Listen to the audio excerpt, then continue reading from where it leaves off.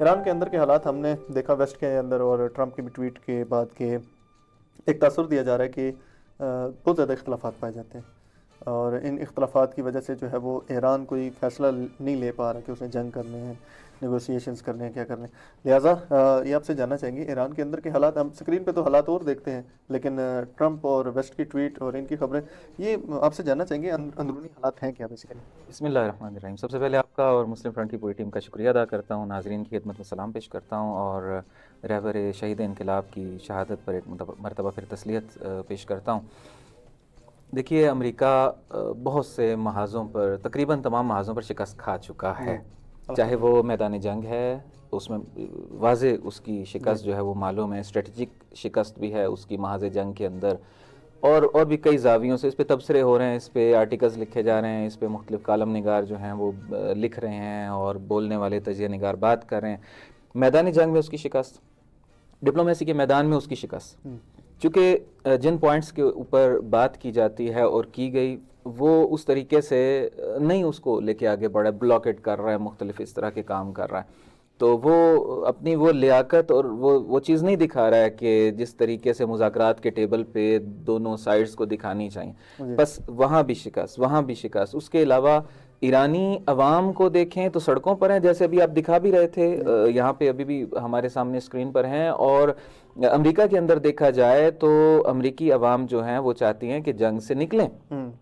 ایرانی عوام اپنی فورسز، اپنی حکومت اور اپنی رہبریت اور رہبر معظم کے ساتھ کھڑی ہوئی ہیں۔ امریکی عوام جو ہے وہ اس میں ایک دراڑ ہے اور اختلاف ہے۔ پھر یہاں ایک شکست عوامی حمایت نہ ہونے کی، اور پھر ایک اور شکست آپ دیکھیے بیانیے کی۔ اس وقت وہ لوگ خود اعتراف کر رہے ہیں کہ بیانیے کی جنگ اور نیریٹو کی جنگ جو ہے، ہمارے پاس سارا میڈیا ہے، سوشل میڈیا، اس کے باوجود ہم ہار رہے ہیں اور ایران جیت رہا ہے۔ یہ ساری کی ساری شکست کھانے کے بعد اب ایک آخری کارڈ اس نے کھیلا ہے، آخری کہیں یا نہیں معلوم، لیکن بظاہر آخری لگتا ہے اس کا، کہ اب ایرانی قوم کے ذہنوں کو اور مائنڈز کو ٹارگٹ کیا جائے۔ یہ ٹویٹ ہم دکھا بھی رہے ہیں جو بالکل، آپ بالکل میرے سامنے بھی ہے اور اسکرین پہ ہمارے ناظرین بھی دیکھ رہے ہیں اس کو، کہ ایران جو ہے وہ ایک مشکل جو وقت ہے وہ گزار رہا ہے، اور ان کو یہ سمجھ نہیں آ رہا ہے اس ٹائم کے لیڈر کون ہے ان کا۔ یہ ایک عجیب بات ہے، یہ اب یہ بتانا یہ چاہ رہا ہے، ایک بیانیہ دینا چاہ رہا ہے، اور بہت سے لوگ پھر یہاں سے اٹھا کے شروع کر دیتے ہیں۔ کہنا یہ چاہ رہا ہے کہ ایران میں لوگوں کو نہیں پتا ہے کہ اس وقت رہبر معظم کہاں پہ ہیں، لیڈ کون کر رہا ہے، ملک کو چلا کون رہا ہے، IRGC چلا رہی ہے، کالی باف چلا رہے ہیں، پزشکیان چلا رہے ہیں، رہبر چلا رہے ہیں، کون چلا رہے ہیں، یہ باتیں۔ اور پھر وہ کہتا ہے کہ یہاں پہ کچھ ہارڈ لائنرز ہیں، کچھ جو ہیں وہ ماڈریٹس ہیں، معتدل لوگ ہیں، کچھ جو ہیں وہ یہاں پہ انتہا پسند ہیں، اس طریقے کی بات کر کے پھر کہتا ہے کہ ہم نے جو ہے وہ بلاکیٹ بھی کر رکھا ہے۔ یہ ساری باتیں اسکرین پہ آپ دیکھ رہے ہیں۔ اس کے بعد اگر ہم ایک اور یہاں پہ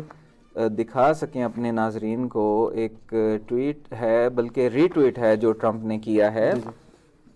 کہ جس کے اندر، ہاں بالکل یہی والی، جس کے اندر وہ کہتا ہے کہ ایران کے اندر دو طرح کے لوگ ہیں، ایک وہ جو ڈیل کرتے ہیں، ایک وہ جو نہیں کرتے ہیں، تو ہمیں ایسا کرنا چاہیے کہ